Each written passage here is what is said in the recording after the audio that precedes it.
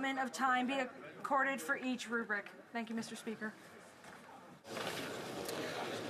All those opposed to the honourable member moving the motion will please say nay. Agreed. The House has heard the terms of the motion.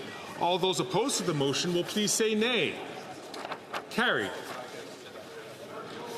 It being 2:24, pursuant to order made earlier today, the House will now proceed to statements by members, followed by oral questions. The honourable member from Surrey Newton.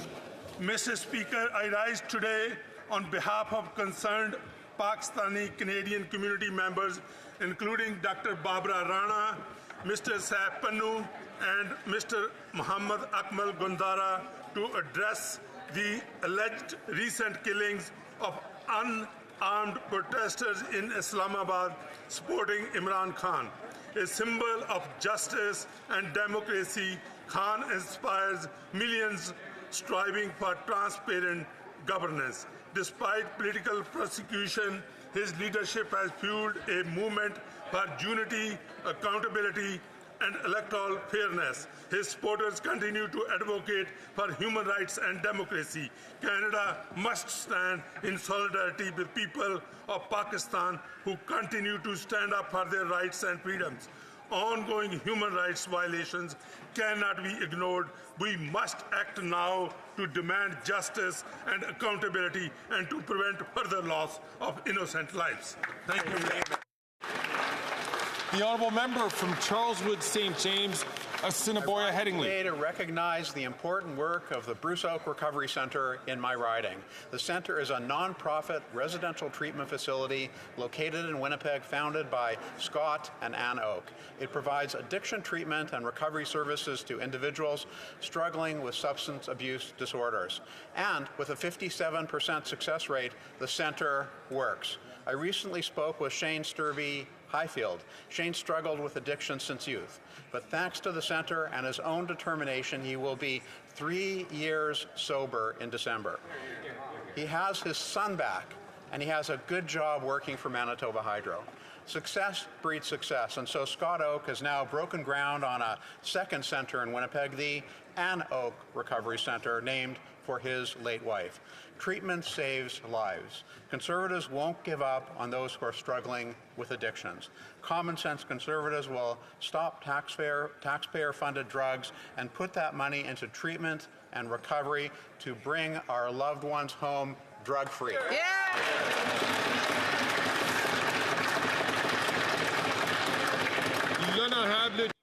The honourable member for Vimy. Mr. Speaker, I rise today in celebration of Lebanese Heritage Month, which pays tribute to Lebanese culture and its incredible contributions to Canada with its varied traditions, delicious cuisine, and remarkable contribution to our economy and more.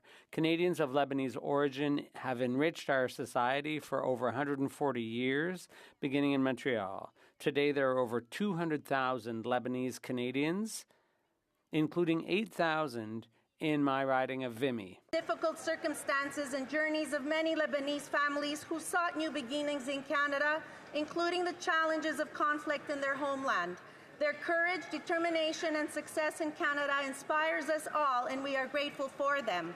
Together, let's honor this heritage and our Lebanese Canadian fellow citizens, but also let us all wish and pray that a permanent peace takes a firm hold in Lebanon.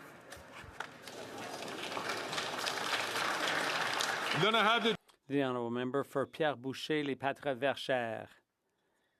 I'd like to pay tribute to the 50th anniversary of La Ressource Corner Store, founded in 1974 by André Desroches, who also founded the Business People's Association in Boucherville. This family business, over the years, became a true institution in Boucherville. La Ressource is much more than a simple corner store where you get milk or a bag of chips or some beer. 25 years ago, they were groundbreakers in stocking their shelves with terroir products, local products, and microbreweries products. So going into there is like going into Alibaba's cave. You can choose beers there like you would choose wine at the liquor store.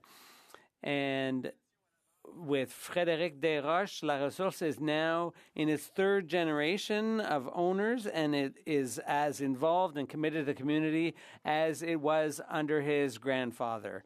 Congratulations on 50 years, and long live La Ressource. The thing that I've read in recent memory is a celebratory post from a Ford MPP celebrating tearing out bike lanes in the city of Toronto by saying that it's going to make it safer for people on bikes. Where's the data? Really? Let's be clear. Bike lanes save lives. If someone has a problem with their design or their location, take it to our mayor or city councillors. That's why we elect them. It's time that we look at charter cities and how to better protect our cities from this kind of overreach. I ran to make sure that our federal government was a strong partner to the City of Toronto, and we are. Strong partners don't roll over each other's toes. The Ford decision is going to cost lives. It's going to cost taxpayers. It's going to take away an affordable way to get around our city, and it's going to add to traffic. How's that for a lump of coal for the holidays? Bah humbug. So let's stand up for the City of Toronto. Let's stand up for charter cities. The honourable member from Miramichi-Grand Lake. I'm the proud nephew of Tony Sturgeon. Tony's recent passing brings a deep sadness to our family, along with major change. Tony leaves behind the love of his life, Aunt Christy, and daughters Mandy and Kyla. Our family will be forever grateful that Tony found someone as wonderful as Christy to share his life with. Tony's love for Christy and his daughters was always evident in our family. He was deeply proud of both daughters and was always excited to spend time with his grandchildren. Toronto Maple Leaf fans are loyal for obvious reasons. We are all long-suffering, but few were as loyal as my Uncle Tony. We shared this passion, and it returned every fall, along with the common sorrow in the spring.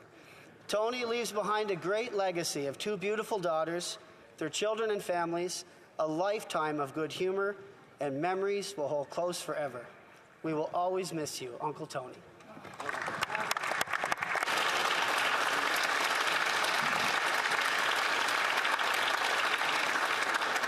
The honourable member for London North Centre. Mr. Speaker, more than 3,000 Canadians live with ALS. One is a constituent. Matthew Brown's courageous battle over the years has inspired me to do more. Mr. Speaker, recently, just a few days ago, in fact, on Parliament Hill, we saw ALS Action Canada organize an effort that brought together Canadians living with ALS, their family members, their supporters, in fact, supporters that include members of the NHL alumni, in support specifically of Mark Curtin. Mark Curtin is a former Toronto Maple Leaf, played for the Detroit Red Wings and the Vancouver Canucks. He had a very good NHL career, and he shared with us his efforts to create the ALS Super Fund, an effort that in less than 1 year has generated more than $1 million in support of awareness and for research. It's efforts like that that inspire us, across party lines in fact. As chair of the ALS All-Party Caucus, I want to do more, and I know members in all parties feel that way. We will continue to advocate for people like Matthew, for people like Mark, for the 3,000 plus Canadians living with ALS, constituents, Canadians, we're with them. Thank you very much.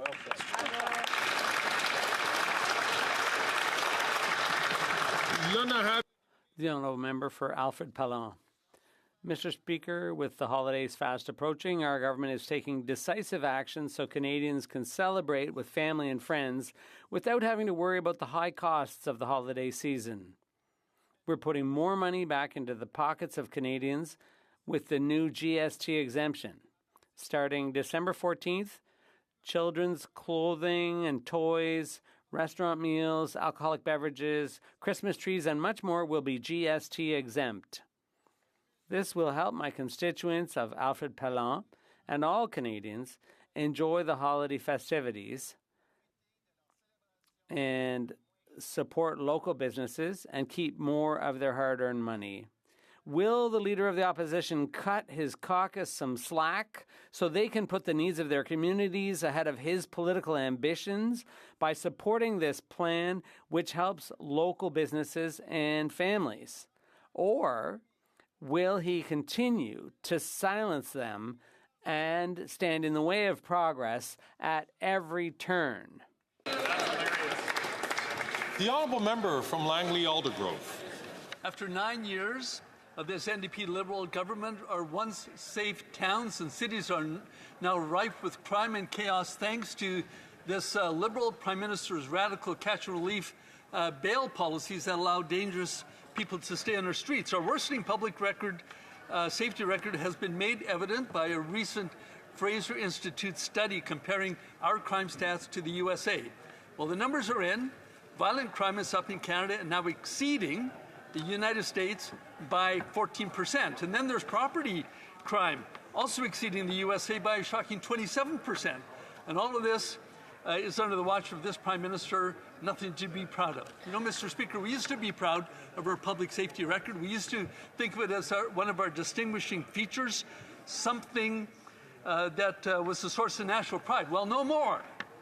Canadians deserve to feel safe in their communities. It's time for a common-sense Conservative government that is going to focus on public safety and bring back safe streets. Thank you. The honourable member from Ottawa Centre. Speaker, I rise today to remember Robert Smythe, a true pillar of Centretown who passed away on November 15th. For over 50 years, Robert dedicated his life to preserving the character and history of our community. As the founding editor of the Centretown Buzz, Robert captured the stories and struggles of our neighborhood with passion and care. He shared downtown Ottawa's history and architecture in a way that brought it to life, championing the preservation of not just heritage buildings, but also the modernist and brutalist structures that reflect our city's evolution. He was a tireless advocate for affordable housing, a community builder, and a passionate pedestrian who knew every corner of Centretown. His memory will forever echo through downtown's streets, its cherished buildings, and people's stories that define our community. May Robert rest in peace. Thank you. The honourable member from Saskatoon West. Mr. Speaker, after 9 years, the NDP Liberals are not worth the cost. Taxes are up, costs are up, crime is up, and time is up. And now they've broken Canada's immigration system. Conservatives have learned there are over 3 million people in Canada that need to leave by December of next year, and the government does not have a plan. When we pressed the minister on this at committee, he simply shrugged his shoulders and said he expected people to leave voluntarily. At the same time, he also expects asylum claimants to grow. He's talking out of both sides of his mouth. The facts are, student demonstrators have said they will not leave voluntarily, and asylum claims are growing. But the NDP Liberal government hopes this problem will just go away. Well, hope is not a management plan. The truth is, the NDP Liberals have no plan to ensure these 3 million temporary residents actually leave Canada. They don't have a way to know if they've left. They won't even prevent them from staying. They won't stop them from claiming asylum. They won't even control our borders. Simply put, the NDP Liberals broke our immigration system and don't know how to fix it. Mr. Speaker, where is the plan? The honourable member from Brandon Souris. Speaker, more and more Canadians are realizing the true role of the NDP leader and their entire caucus in keeping the Liberal government in power and shielding them from an election. Even after President Trump's unjustified threat of a 25% tariff on Canada's already fragile economy, the NDP Liberal coalition continues to defend their harmful carbon tax, a tax that costs the average person in Manitoba $693 and over $900 in some other provinces. No matter what the NDP Liberals say, the independent parliamentary budget officer made it clear the carbon tax makes most Canadians poor. Yes. Unfortunately, the NDP leader doesn't care. Instead of voting with Conservatives to express non-confidence in this government and trigger an election, he is focused on securing his position, his pension rather, and is prepared to quadruple the carbon tax. Okay. It's time to let Canadians choose a strong Prime Minister who will defend our economy. Let's fire this Prime Minister and call a carbon tax election. The honourable member for Vancouver Granville. Mr. Speaker, our government knows Canadians work hard and that many are still feeling just barely more comfortable with their finances. That's why last week we introduced the new Working Canadians Rebate, a tax-free payment of $250 that will go directly to more than 18 million Canadians. If you worked in 2023 and earned up to $150,000, this rebate is for you. Whether it's to help pay bills, buy groceries, or save for the future, this is real support for Canadians who work hard every day to meet their needs and their families. This rebate is designed to recognize the efforts of Canadians, to give them a helping hand when they need it most. In addition to the tax holiday on essentials like groceries, snacks, and children's clothing, our government is providing Canadians with significant savings and real relief at the checkout. So, Mr. Speaker, let's go get it. Let's get to it. I hope all MPs will support this bill. Griesbaum. Boyle Street, Bissell Centre, TWOW Outreach Collective, 4B Harm Reduction, Water Warriors, Smile Yeg, Bear Claw, Beaver Hills House, Hope Mission, and Reach Edmonton. These are the names of the frontline organizations in Edmonton helping our neighbors survive. Houselessness is a crisis in Edmonton. Over the past few weeks, 4 people have already frozen to death. Things are so bad that last winter, over 100 people living on the streets lost a limb due to frostbite. The majority of these are Indigenous. These harrowing statistics, Mr. Speaker, put the work of Edmonton's local organizations into focus. Compassionate, understanding care, supportive housing for those who need it most, wraparound services that go far beyond just putting a roof over people's heads. But these organizations need help. I urge the government to work with provincial and municipal partners to ensure that the people who support Edmonton's most vulnerable have the resources they need. Together, Mr. Speaker, we can end poverty and we can end houselessness. L'honorable député. The honourable member for Salaberry-sur-Roi. Mr. Speaker, the University of Quebec in Montreal has just pulled off a masterstroke by appointing Pauline Marois as Chancellor, another historic first for the woman who was the first woman to be elected Premier of Quebec. Of all her impressive service for Quebec, Ms. Marois says what she loved best was being Minister of Education because that's where she could make the biggest difference. And that she did. By creating the network of public childcare centres, she made a major contribution to Quebec women achieving one of the highest employment rates in the world. At a time when UQAM is facing new challenges with a role to play in revitalizing the Latin Quarter and ambitions for a faculty of health sciences, she who describes education as a pillar for any nation wishing to grow is the right person in the right place. Bravo, UQAM, bravo, Ms. Marois, and long live the Chancellor.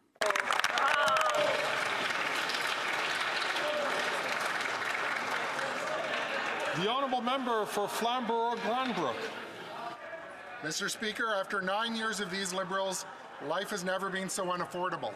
Now with Canadians struggling and his party languishing in the polls, the Prime Minister comes up with this 2-month temporary tax trick. Even his own MPs are fed up. The Liberal member for Hamilton East Stony Creek called the plan incomprehensible and revealed that he's been threatened with consequences for speaking out. He told the Toronto Star, quote, "It says a lot about our government is at this point right now, and it says a lot about some of the shackles that have been put around MPs," unquote. The Prime Minister silences anyone who dares to disagree. Canadians deserve better than Liberal hypocrisy. It's a 2-month tax trick today to distract from their plan to quadruple the carbon tax. No wonder the Liberal MP for Hamilton East Stony Creek calls this plan incomprehensible. Common sense Conservatives will axe the tax for everyone, everywhere, for good.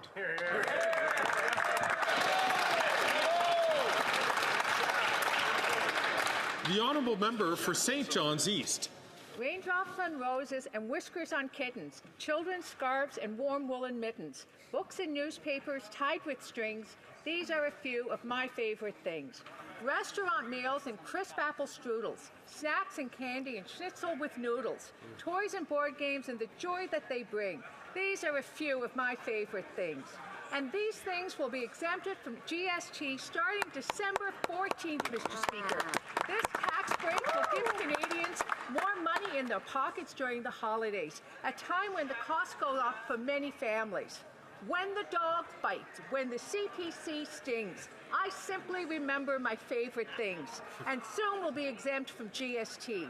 The good news for Canadians, Mr. Speaker, I encourage members opposite to vote in favour of this tax break and let Canadians have more of their hard-earned money.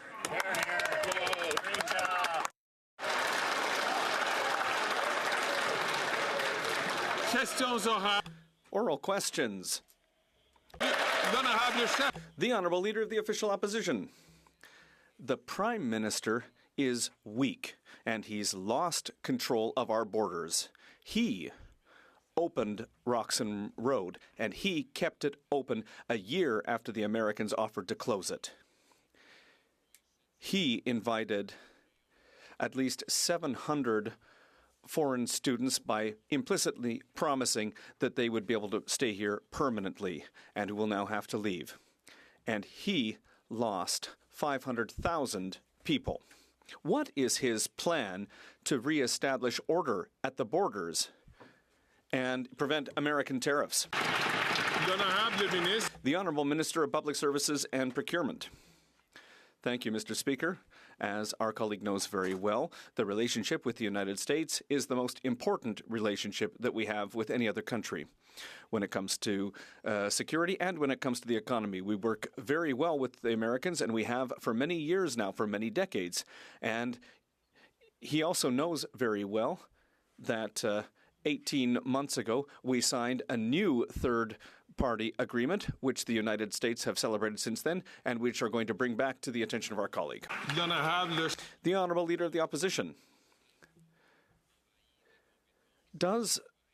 Since the Prime Minister enjoys invading provincial jurisdiction, he's lost control of his own jurisdiction. He is incompetent when it comes to federal jurisdiction, like borders. It's the most important federal jurisdiction. In fact, now the provincial premiers have lost confidence in this Prime Minister. The Premier of Quebec is sending Quebec's provincial police force to defend the borders. Alberta's Premier is doing the same. Ontario's Premier is saying exactly the same things. How can we trust this Prime Minister? The Honourable Minister of Public Services and Procurement. Our colleague is talking about trust and jurisdiction.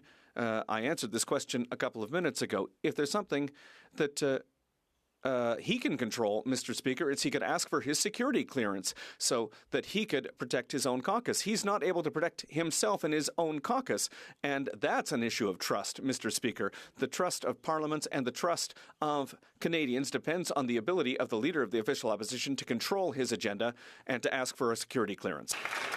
The Honourable Leader of the Opposition. This weak Prime Minister has lost control. He's lost control of immigration, lost control of our borders. And now we're facing massive threats to our economy. Right now, there are as many as 500,000 people here illegally. There are 700,000 students who came here with the implicit promise they'd be able to stay forever. And now they're being told they have to leave with the temptation that they might head south for the much stronger economy than we have here, which would provoke a massive retaliatory tariff. So what's the plan to reverse all the damage the Prime Minister's done? The Honourable Minister for Immigration, Citizenship and Refugees. Thank you, Mr. Speaker. Hundreds of thousands of people come to this country every year and then leave. They're called tourists. Hundreds of thousands of people come here as temporary residents and then they leave. Some become permanent residents.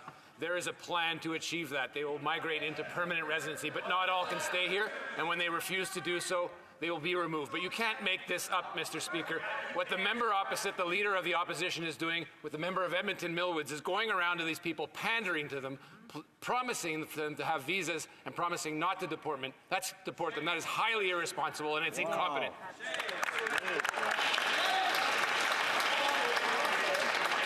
The Honourable Leader of the Opposition. Mr. Speaker, that member hallucinates almost as badly as his weak leader, who refuses to stand and answer for his own border failures. Let's look at his record. He opened Roxham Road. He kept it open for a year longer than the Americans required. He put out a tweet saying, "Welcome to Canada," inviting people to come here illegally. According to that minister's department, there are 500,000 people here illegally, all of whom could be tempted to go south of the border, provoking a massive retaliatory response. So once again, what's the plan to fix what he broke? The Honourable Minister for Immigration, Citizenship and Refugees. Speaker, we'll tweet out the video of him pandering to people, entertaining false hope, promising visas to everyone, promising they won't get deported. That's highly incompetent. Worse than that, Mr. Speaker, is he's refusing to get his security clearance. That is irresponsible for any purported leader of this country, any responsible person in politics. He needs to grow a pair, get the briefing.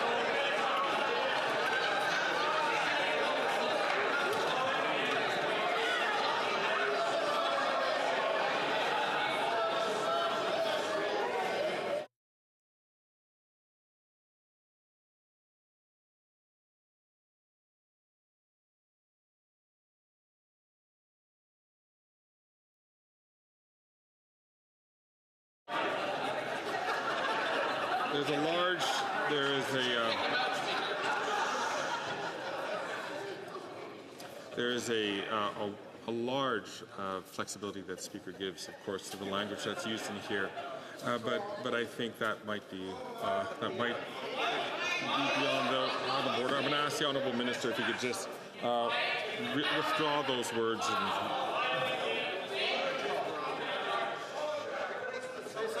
Mr. Speaker, I withdraw those words. On a day like this, I would say he's all flannel and no axe.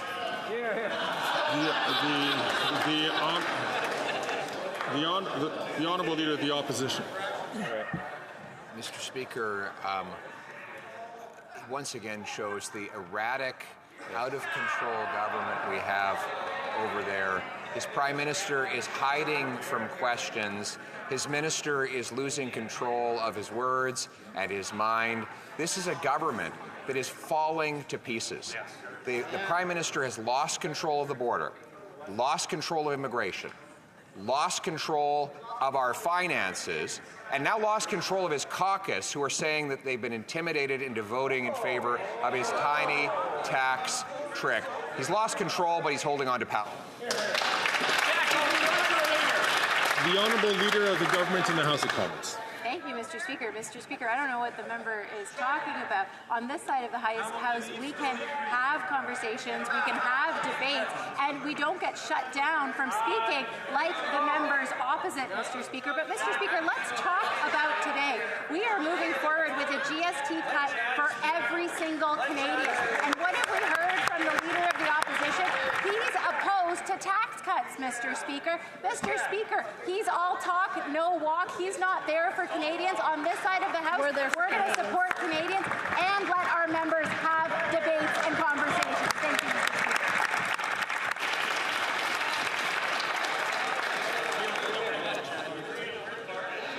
Speaker. Order. Order. The Honourable Member for La Prairie. For weeks now, the Bloc Québécois has been asking the Liberals to increase resources at the borders. Weeks that they've just come back with the condescension that they're so well known for, that they have a plan. But listen, yesterday the Prime Minister announced to his colleagues, the premiers, that he was going to do what the Bloc has been suggesting for a week now, increase resources at the border. You know, up to last night, there was no plan and there were no resources at the border. So why do the Liberals always have to wake up at the last possible minute? The Honourable Minister of Public Services and Procurement. Thank you, Mr. Speaker. Our colleague knows very well that the relationship with the United States is the most important relationship that we have when it comes to security, economics, and the border. And that's why for many decades now we've worked well and actively with the Americans, and we've done that in recent years, particularly under Mr. Trump's administration. Mr. Trudeau, rather, the Prime Minister, had an excellent meeting yesterday with the premiers, and it's on the basis of ongoing collaboration that we will deal with the issues raised in that conversation. The Honourable Member for La Prairie. Well, Better late than never, the Liberals have finally realized they need to increase resources at the border, but they're still unable to tell us exactly when, how much, and how. And that's really serious because in just a couple of months, Donald Trump is going to impose tariffs on our entire economy. They only have 2 months left to fix the leaky border. And until last night, they continued to claim they didn't think there was a problem. Now that they've finally seen the light, can they please explain what the details of their plan are? The Honourable Minister of Global Affairs. Thank you, Mr. Speaker. As you know, and Canadians know, borders are very important, and it's in the interest of the Americans that they be protected. It's the interest of Canadians that they protected. And that's why we are working together on this question. I had a conversation with Premier Legault this morning, and I also spoke with Quebec's International Relations Minister. I've also had the opportunity to speak with a number of influential Republican and Democrat senators in the United States who are all allies so that we can work together to make sure that our two countries are protected. The Honourable Member for Rosemont-La Petite Patrie. Mr. Speaker, as we see every Christmas when things get going again, the Liberals woke up just the other day and said, hey, we're going to send out $250 checks. But the NDP noted that they forgot a lot of people, seniors, persons with disabilities, people who aren't able to work. The Liberals panicked, and so they pushed that measure back.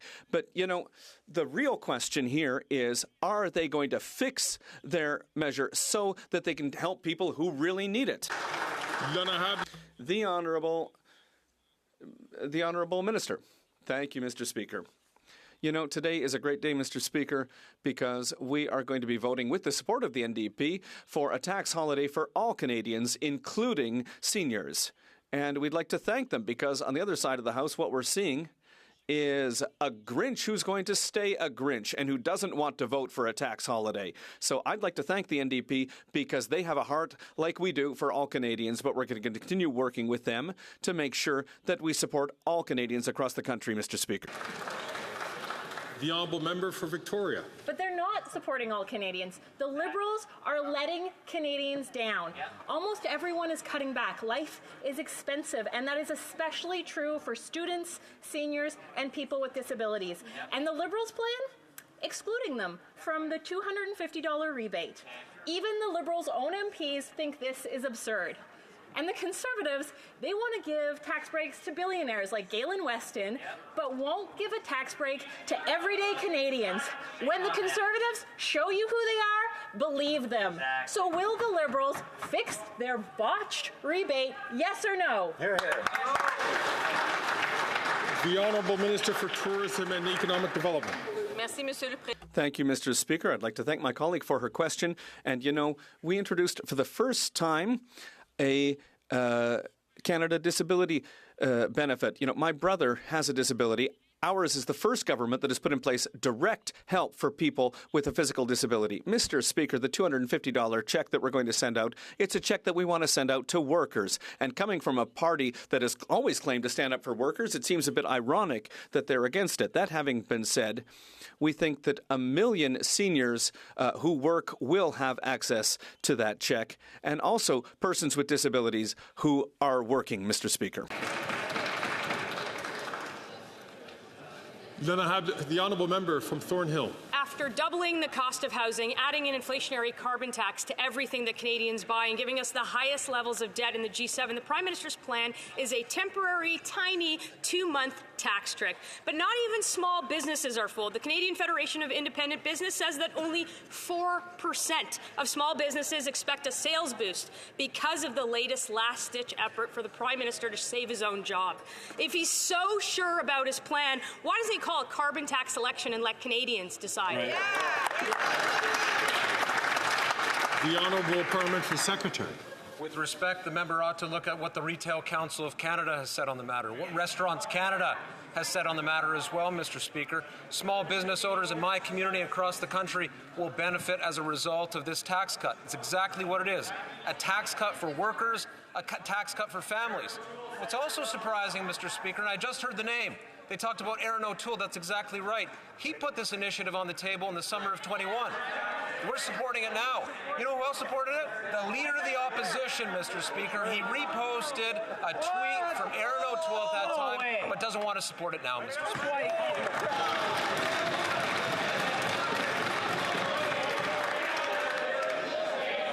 The honourable member from Thornhill. Mr. Speaker, this isn't a tax cut. It's a distraction before a much, much bigger permanent tax hike.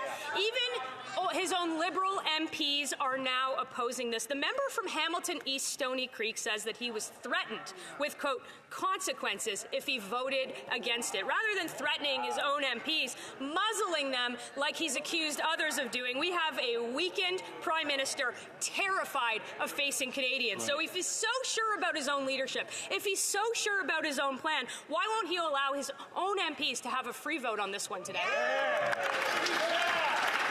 The Honourable Parliamentary Secretary to the Minister of Housing, Infrastructure and Communities. Workers going for groceries, Mr. Speaker, who want to eat out, who want to buy gifts during Christmas, Mr. Speaker. That's who's on our mind, Mr. Speaker. Families who want to buy diapers for their kids, who want to buy kids' clothes. That young family who's excited about a new child coming into the family, Mr. Speaker. Car seats are expensive. There's a tax savings on that too, Mr. Speaker. The Leader of the Opposition supported this initiative in 2021, but doesn't want to now because it's a Liberal initiative. Will the real Pierre Poilievre stand up in this House of Commons?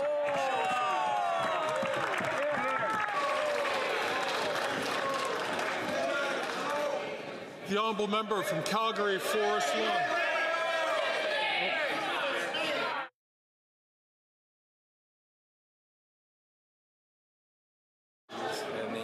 Sorry, I did not hear the honourable member, and I'm going to ask members to, if members were able to hold their voices unless recognized by the Speaker, it'd be easier for the Speaker to hear a statement. The honourable member apparently had mentioned the name of another honourable member. I'll ask the honourable member to just rise and use the name of... It's an honest mistake, Mr. Speaker. I withdraw. The honourable member from Calgary Forest Lawn. Turning temporary 2-month tax tricks won't save this desperate Prime Minister. After doubling housing costs, doubling the national debt, doubling food bank usage, now he's blaming Canadians for not feeling the vibe of this pricey gimmick. Now he's even threatening his own Liberal MP from Hamilton East Stony Creek for not supporting this vote-buying scheme. Instead of threatening MPs to take cents off Skittles, call a carbon tax election now so common-sense Conservatives can axe the tax for good. The Honourable Leader of the Government in the House of Commons. Thank you, Mr. Speaker. Well, I know the Leader of the Opposition knows a thing or two about threatening his own MPs, because if they don't speak in 3-word slogans, we never hear from them again.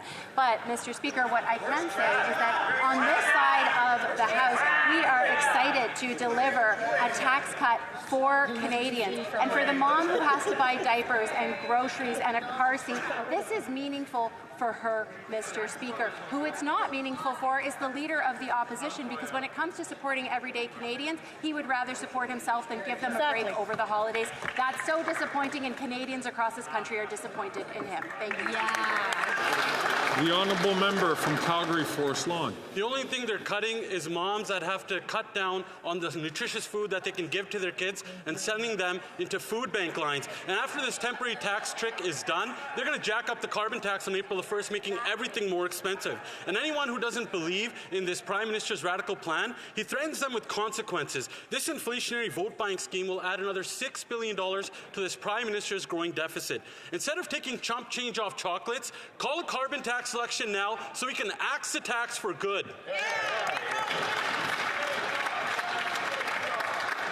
The Honourable Government House Leader in the House of Commons. Mr. Speaker, the GST that we are proposing to remove is going to be removed on essential items like groceries, like children's clothing, like diapers and car seats. Mr. Speaker, I don't know if the honourable colleague has children, but if he did, he would know just how expensive those items are for Canadians. And for Canadians who have to buy these essential items, this tax cut makes a difference, Mr. Speaker. I don't understand why Conservative members of Parliament don't get that, but I hope they change their mind and support this measure, because it's a... Ask the honourable member from South Shore St. Margaret's. Please, I will ask again the honourable member from South Shore St. Margaret's to please not take the floor unless recognized by the speaker.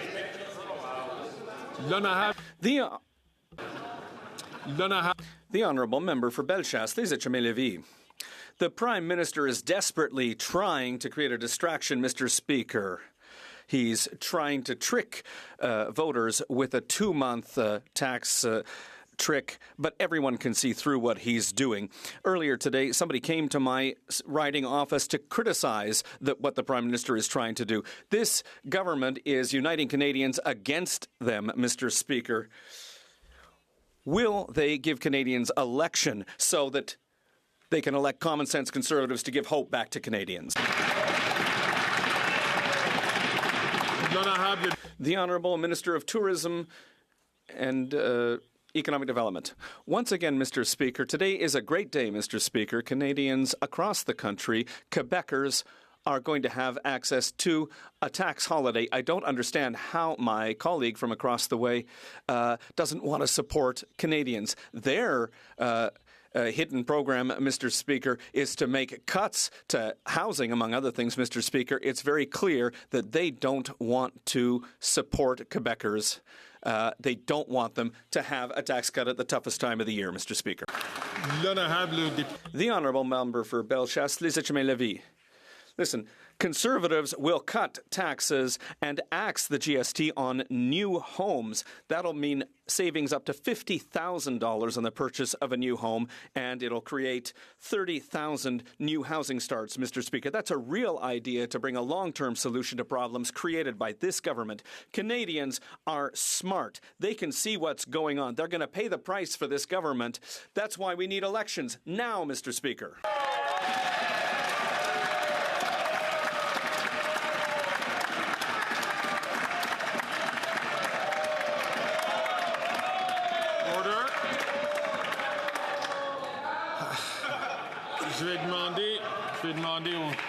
I will ask the Leader of the Official Opposition, please, to sit down.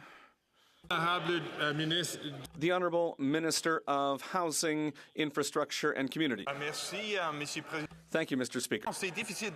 Honestly, it's difficult to accept that question from the Conservative Party because in her province, in Quebec, we have signed an agreement with the province to build over 8,000 new affordable housing units with a major investment with $1.8 billion. That's a successful agreement that's in place now. The Conservative Party's position is to cut that agreement, to cut this program that's going to build affordable housing. That's not acceptable, Mr. Speaker. It's not an acceptable position, Mr. Speaker. The Honourable Member for Shefford. The government tabled its bill on the GST and set aside the $250 checks that they promised to just about everyone except for seniors and except for those who are the most vulnerable. They should take this opportunity to take a step back and seriously ask themselves what their priorities are. This government is ready to spend $6 billion to buy votes, but they're refusing to improve OAS for 65 to 74-year-old seniors. That would fix the injustice that they're suffering from right now, and it would cost 2 times less than this gift. Will they give royal sanction to C319 instead of trying to buy votes? The Honourable Minister of Tourism and Economic Development for the Regions. Mr. Speaker, all I'm seeing today is it's not boat buying. I want to make sure that Quebecers and Canadians have the opportunity to buy essential products during the holiday season. What I don't understand is how the Bloc Québécois can't support a measure that's going to directly help not only all Quebecers, but also seniors. Mr. Speaker, today I got an email from a constituent saying the Bloc just lost my vote because I'm insulted by the way that they are blackmailing us. Order. The member for Shefford. Now, This is, becoming a habit for this government, forgetting seniors. They're saying, look, we've done enough for them, so nothing else. Too bad. But there are seniors who won't even be able to benefit from the GST holiday because all of their income is going to cover their basic needs. The government could act if they're able to give $250 to just about everyone, just to show how generous they are. Well, then they'd be able to spend $6 billion. And if they're able to spend $6 billion, to buy votes, well, they could invest $3 billion in OAS instead of giving money to lots of people who don't need it. Why not simply improve OAS? The Honourable Parliamentary Secretary. Thank you, Mr. Speaker. Where was the bloc when we increased pensions for seniors over 75? They voted against it. Where was the bloc when we increased the guaranteed income supplement by 10%? And, that's, for the most vulnerable seniors. Where were they for the Canada Dental Program? They voted against seniors in all those cases, Mr. Speakers. Where was the bloc? Well, they simply voted against all those measures. The Honourable Member for Shefford. Well, it's pretty clear what Liberal values are. Giving money to a couple that makes $300,000 a year, but giving nothing to seniors. They think that that is fair. The Liberals said the Conservatives are marking political points by having no sense of social justice and no solidarity for those who are having a hard time making ends meet. So we should do the same thing. It must be working. If it works for them, it'll work for us. The government needs to get its values straight. On the one hand, there's their $250 check that no party here agrees with. And on the other side, there's C-319, which would improve pensions for seniors, and all parties agree that it should be passed. Why aren't they making the right choice? The Honourable Parliamentary Secretary. Thanks, Mr. Speaker. I would invite the Bloc Québécois to go speak to their constituents, to look them in the eyes, and every time they say that they want to increase pensions for seniors aged 64 to 75, but they should explain why they voted against all the measures for seniors in Quebec that we put in place. They didn't want the improved GIS. They didn't want the dental plan. They didn't want anything for seniors, Mr. Speaker. So they're saying one thing on the one hand, and they should say the same thing on the other hand. The Honourable Member for Mission, Matsqui, Fraser Canyon. Mr. Speaker, because the NDP Liberals are trying to fool Canadians with a 2-month tax trick, small businesses are being forced and are scrambling to reprogram their point-of-sales machines and to find the time and money to pay for these changes. It is a shame the Minister of Small Business knew and did not care that this tax trick would hurt the very businesses she purports to help. We all know an election is coming. Can we simply stop with the desperation and call for a carbon tax election today?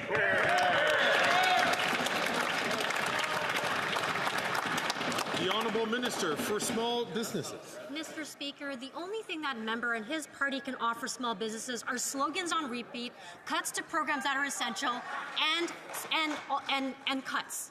So, Mr. Speaker, our tax break is not just good for small businesses, it's good for their customers. This tax break isn't just helping families, it's also supporting the entire community and boosting their neighborhood independent grocery stores, restaurants, retailers, and small businesses that power our local economy.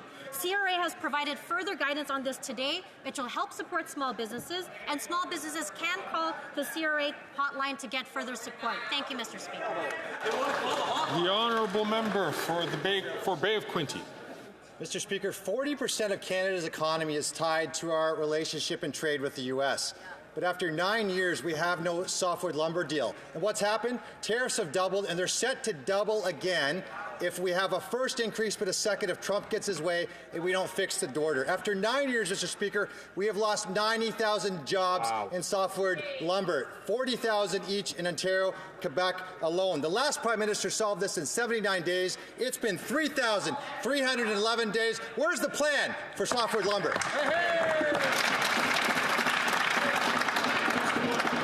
The Honourable Parliamentary Secretary. Thank you, Mr. Speaker. Mr. Speaker, we will always stand up for forestry workers and our lumber industry. We stood up for Canada when the U.S. imposed aluminum and steel tariffs on us. What did the Conservatives said? They urged us to back down and capitulate. When we renegotiated NAFTA back in 2018, we stood strong and protected Canada's economy, while the Conservatives asked us to capitulate. We have a proven track record when it comes to negotiating, Mr. Speaker. We will continue to protect Canadian workers and Canadian industry. Thank you. The honourable member for Bay of Quinte. Mr. Speaker, there's no Team Canada when the plan is to pile on taxes, make energy and production more expensive, and sideline our Canadian industry on the global stage. What kind of team has no game plan after 9 years, has lost 90,000 softwood lumber jobs, got kicked out of CUSMA negotiations, and sat on the sidelines when Mexico overcame Canada for the USA's #1 trading partner? But here's a Canada First plan. Axe the tax, scrap the cap on oil and gas production, and fix softwood lumber. Why doesn't the Prime Minister use that common sense Canada First plan? The Honourable Parliamentary Secretary to the Minister for International Trade. Mr. Speaker, the U.S. is a very important partner to our economy and to our relationships with the rest of the world. When you talk about trade, we have $1.3 trillion of trade last year with the U.S., which is a record since we renegotiated NAFTA in 2018. Mr. Speaker, we will continue to be at the table with a Team Canada approach as we continue to protect Canadian businesses and workers. Thank you, Mr. Speaker. I ask the honourable member from Fort McMurray Cold Lake to please not take the floor unless recognized by the Speaker. The honourable member for Nunavut. Okaktitiyi, 3 First Nations children have died since January due to this government's non-compliance with Jordan's Principle. The Liberals are actively fighting against the Human Rights Tribunal's orders and allowing First Nations children to die while in care. There are over 40,000 Jordan's Principle requests in the backlog. Liberals are not even trying to fix this. When will the Liberals stop fighting First Nations children and uphold First Nations rights to care? The Honourable Parliamentary Secretary. Mr. Speaker, we care deeply about First Nations children. Jordan's Principle ensures that First Nations children can access the care they need when they need it, regardless of where they live. Since 2016, the ISC has funded approximately $7.8 million products, services, and supports for First Nations children. The number of requests has grown exponentially over the years, and we're increasing funding so ISC can meet the demand. All governments need to do their part to keep First Nations children safe, healthy, and supported. The honourable member for Skeena-Bulkley Valley. Here's the latest horrifying story involving the airline's mistreatment of people with disabilities. Air Canada failed to secure a brain cancer patient in a wheelchair. She fell out and was left bleeding and bruised. We're talking about a failure to protect people's safety and dignity. We're talking about a failure to uphold their basic human rights, and yet, despite dozens of stories like these, people with disabilities have seen zero action from this government. Either these Liberals don't think things in the air sector have gotten bad enough yet to act, or they simply don't care. Which one is it? Here. The Honourable Parliamentary Secretary to the Minister of Transport. Thank you, Mr. Speaker, and I thank the member for the question. Mr. Speaker, this government takes accessibility very seriously, ensuring that all passengers are treated with dignity. In May, for example, we had a summit that listened and learned from those that have accessibility issues, and of course recommendations came out of those meetings to ensure that we work with the airlines and, quite frankly, Mr. Speaker, demand that they address the issues as the member has brought forward. Thank you, Mr. Speaker. Good answer. The honourable member for Humber Valley Black Creek. Thank you very much, Mr. Speaker. I continue to hear a lot of noise from the members opposite about affordability, but no real solutions. Last week, our government made an exciting announcement to support Canadians over this holiday season. Would the minister share...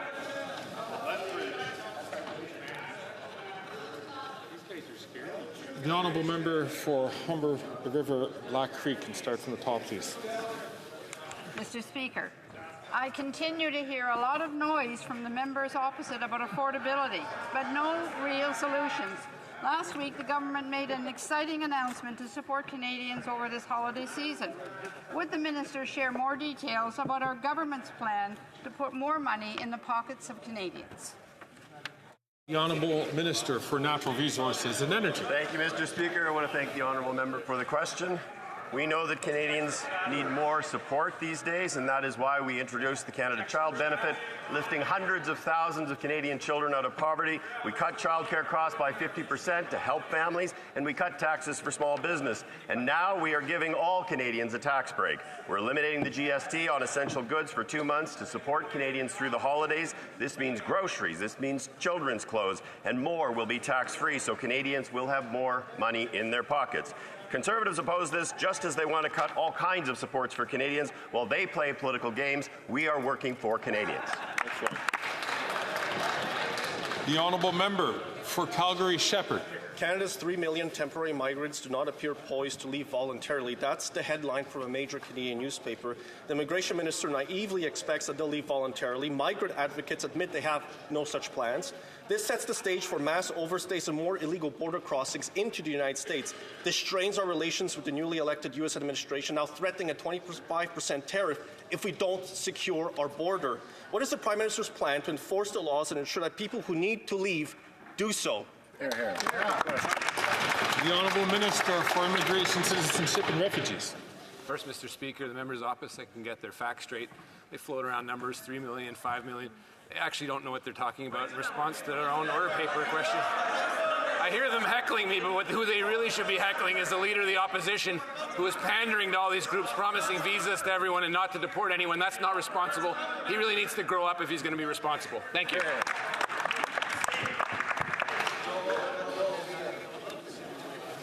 And I ask the Honourable Member from Grand Prairie Mackenzie, please not to take the floor unless recognised by the Speaker. The Honourable Member from Calgary-Shepherd.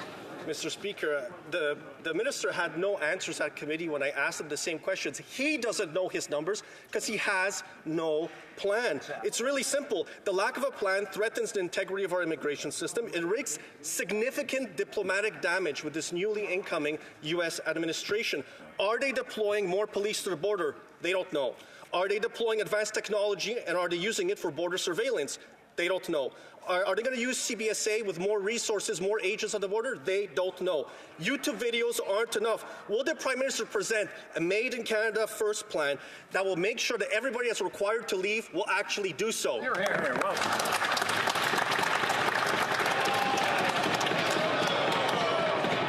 Order.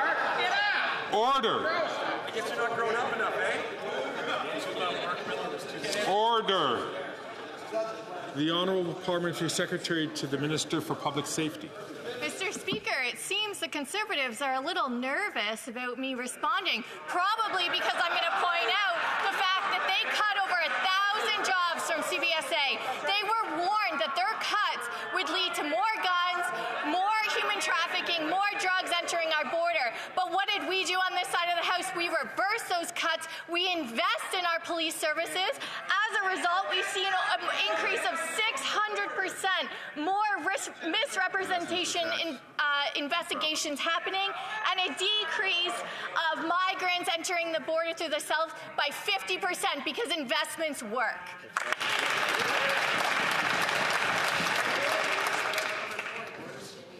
The Honourable Member for Mégantic-l'Érable. Hear how nervous I am, Mr. Speaker. Well, after 9 years of incompetence on immigration, the Prime Minister has no plan to protect our borders.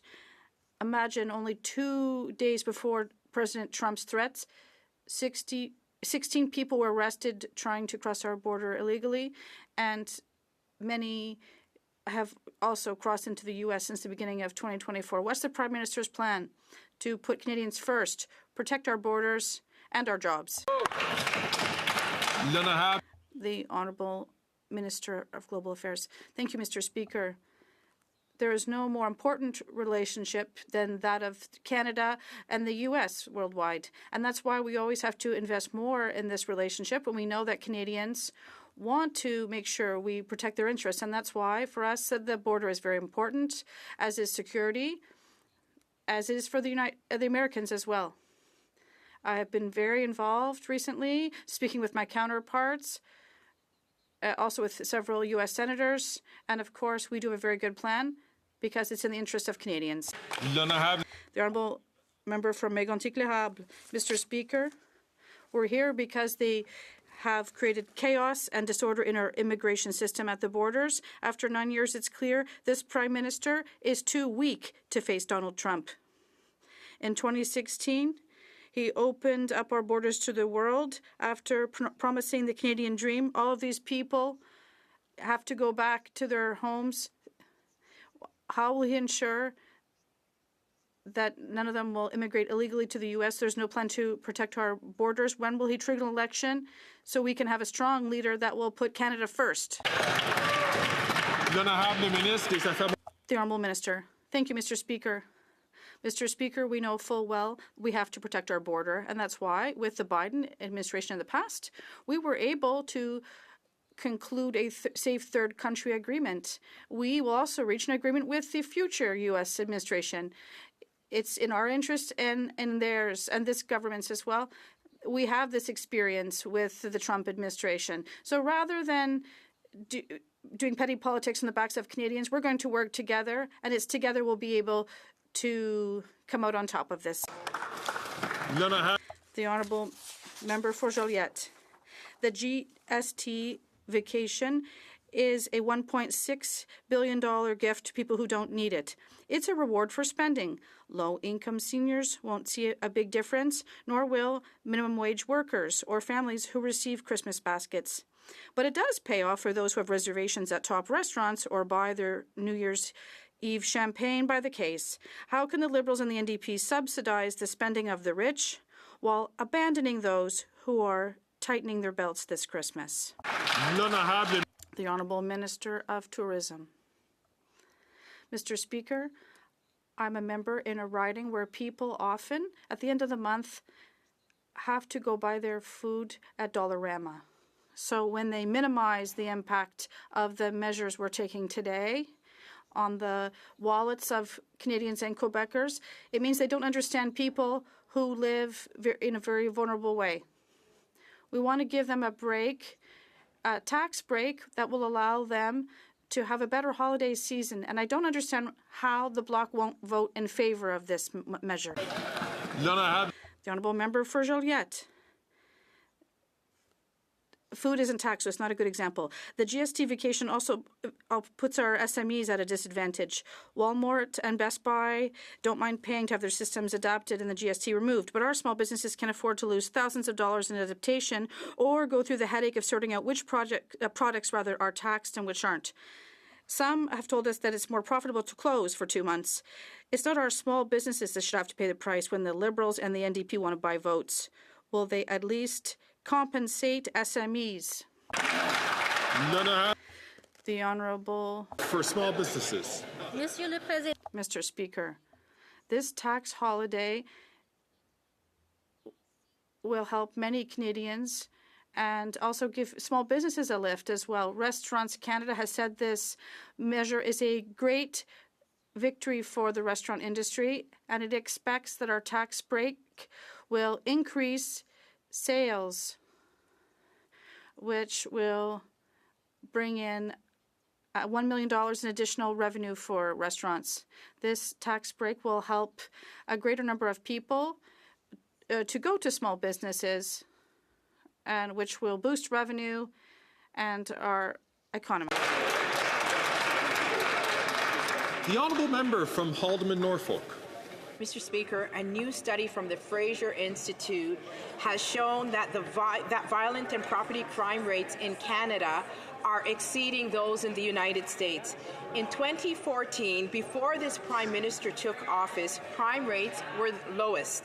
Now violent crime is up 43.8%, which is 14% higher than in the United States. Similarly, our property crime rates are up 27.5% higher than in the United States.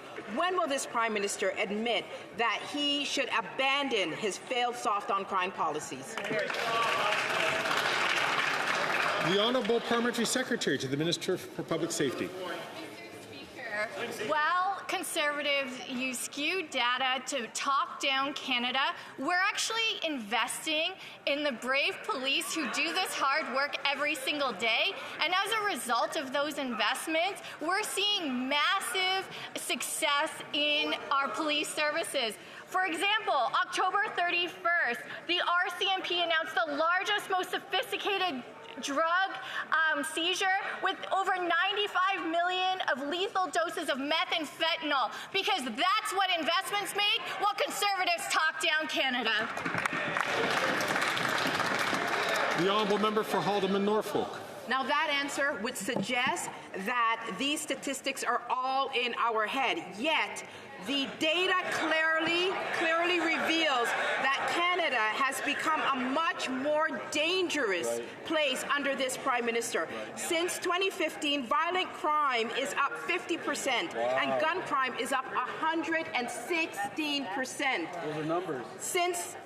Since that has happened, we have seen no urgency from this Prime Minister. Where is the urgency? When will he admit that his dangerous soft-on-crime policies has made Canada unsafe, and now Canadians are paying the price? The Honourable Parliamentary Secretary to the Minister of Public Safety. Mr. Speaker, I think it's safe to say we don't want to know what's in that member's head. But on this side of the House, we are actually investing in the RCMP.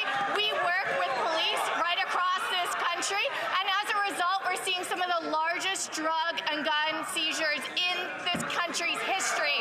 Conservatives talk a big game, but what they did is they cut to the guns and gangs program to the RCMP. They cut resources at CBSA and our borders.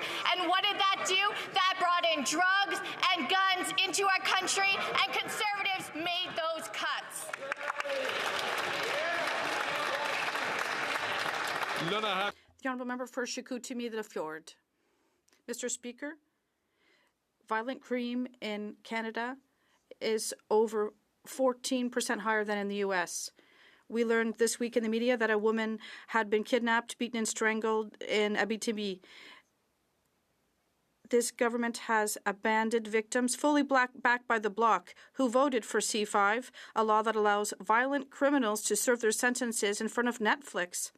Bloc members will have to answer for their actions and explain why they've preferred to support criminals rather than victims. When's the election? The Honourable Minister of Justice. Mr. Speaker, let's talk about investment. What we did on this side of the House is to invest to protect Canadians, including Quebecers. We invested in border services. We've invested in scanners to keep our borders safe, particularly at the Port of Montreal. The results are as follows. What we saw in Quebec is a decrease of 42% in vehicle theft. That's action to fight crime, to protect Canadians. Thank you.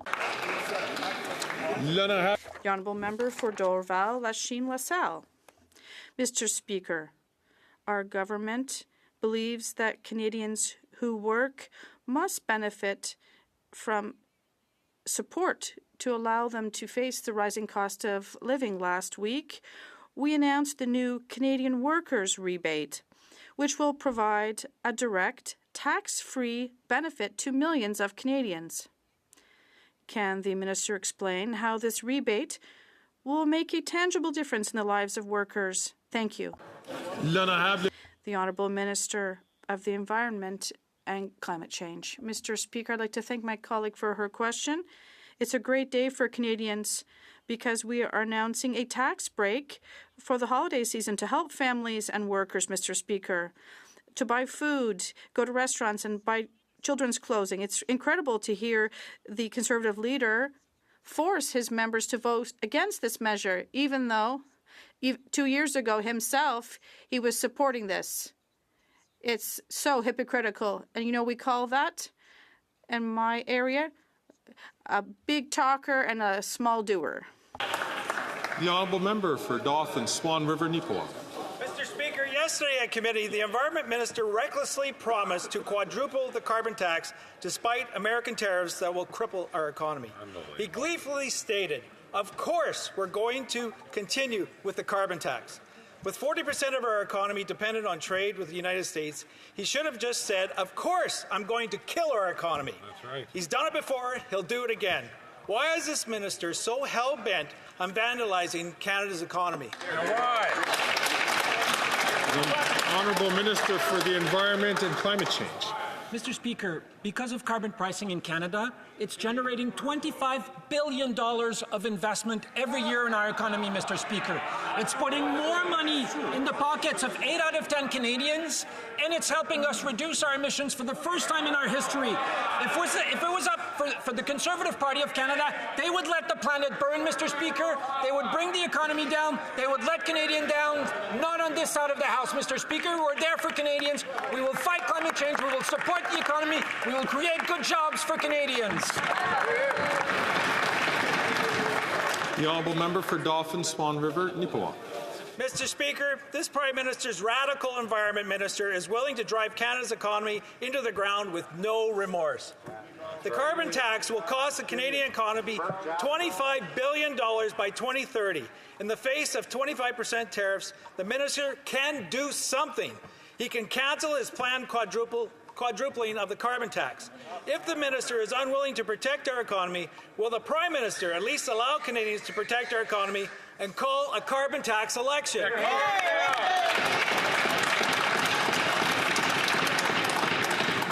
The Honourable Minister for Order. The Honourable Minister for the Environment and Climate Change.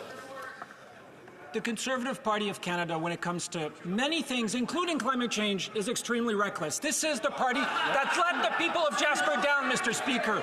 For 4 consecutive years, they invested nothing to protect Jasper from forest fires from 2011 to 2015. Zero hectares of fire removal, 0 hectares of mechanical removals to prevent forest fires. They let Jasper down. Now they want to let the Canadians down in the face of climate change. Not on this side of the House, Mr. Speaker.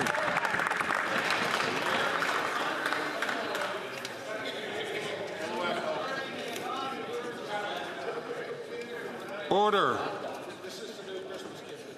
The Honourable Member from Lakeland.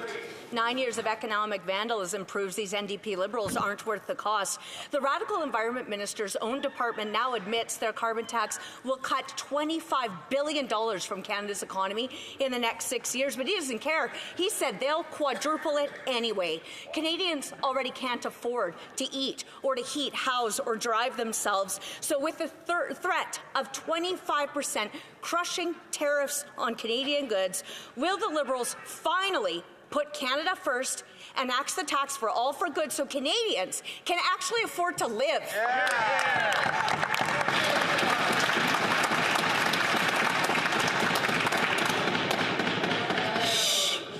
The Honourable Minister for Natural Resources and Thank you, Mr. Speaker. Energy. I'm honestly not sure how Canadians can give any credence to anything that member and those folks over there say. That member on the other side of the House ran on a platform that included putting a price on pollution. It is the height of hypocrisy. At the same time, she and her colleagues are denying the science of climate change, and they are condemning our children to a future that is a terrible one indeed. From an economic perspective, they have no plan to build an economy that will actually create good jobs for our kids and our grandkids. It is absolutely shameful, the positions that they take. Colleagues.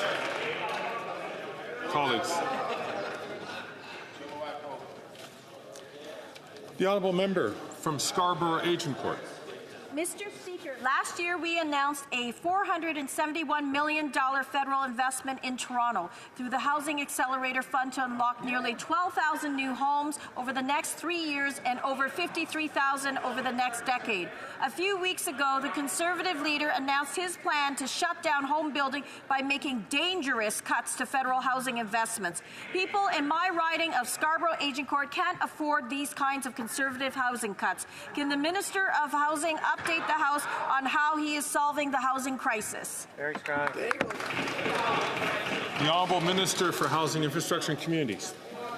I want to thank my colleague for her advocacy on behalf of the community that she represents. Mr. Speaker, we are putting billions of dollars on the table to help cities cut red tape to change their zoning practices.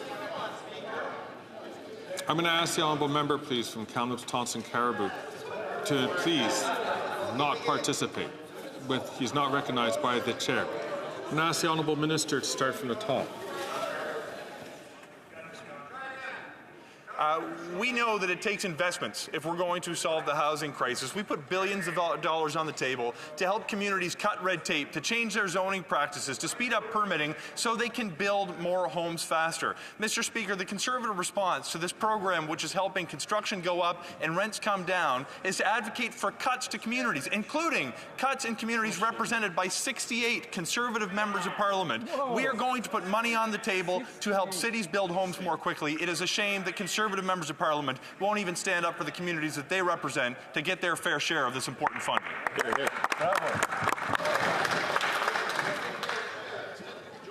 The honourable member from South Okanagan, West Kootenay. Mr. Speaker, the government's massive public sector pension plan surplus is so large that by law they have to draw on it. This surplus was created by contributions from both the employer and workers. Yet the Liberals continue to leave workers out and follow the former Conservative two-tier pension plan, which forces 100,000 public service employees to work for 5 years longer than their colleagues. When will the Liberals reverse this regressive plan and treat all workers fairly? The Honourable Parliamentary Secretary to the President of the Treasury Board. Mr. Speaker, we obviously recognize the very important work done by the Federal Public Service. We want to make sure that we look into this matter very carefully as to where this money goes. It will go into the general accounts for the moment. We'll be discussing this with different parts of the government, including the unions, and we will come to the right decision. Thank you, Mr. Speaker. Good job. The honourable member from Saanich, Gulf Islands. Thank you, Mr. Speaker. I rise to raise with the Minister of Justice Bill C-63. We finally see some movement. It's gone for pre-study to committee. Legal groups that have looked at this, many people have reached me that this four-part bill will help protect children from sexual predation online if we look at parts 1 and 4, where we have large degrees of consensus. Parts 2 and 3 remain problematic. But can the minister tell us what will he do to improve and expedite passage of this bill to protect our children and other vulnerable people from online sexual predators? The Honourable Minister of Justice and Attorney General. I thank the member from Saanich Gulf Islands, who often acts as the conscience of this chamber. What I would do is simply appeal to all parliamentarians. The issue of protecting kids from child sex predators should not be a partisan issue. Getting this bill into committee is of paramount importance for all of us who want to combat online sex predation, people who would take vulnerable children and spread revenge porn about them. If we all could just simply listen to Amanda Todd's mother, to Rehtaeh Parsons' mother, we can get behind this bill, get it to committee, get it off to the Senate, and protect children. That's what Bill C-63 is about. I hope everyone in this chamber can support it.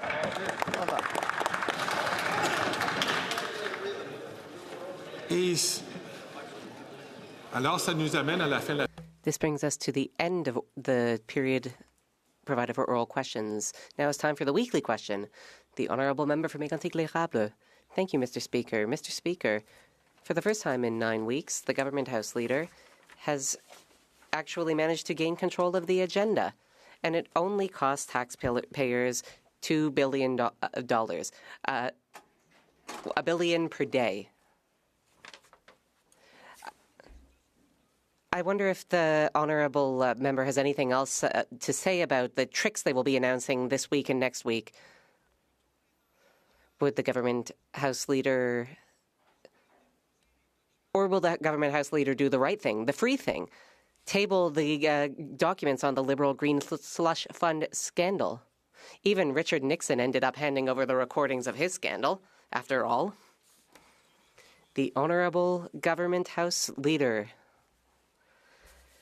Thank you, Mr. Speaker. Mr. Speaker, I'm not really going to thank my honourable colleague for that question, because it wasn't a very nice one, but I will answer it. I am pleased to announce that later today, we will be disposing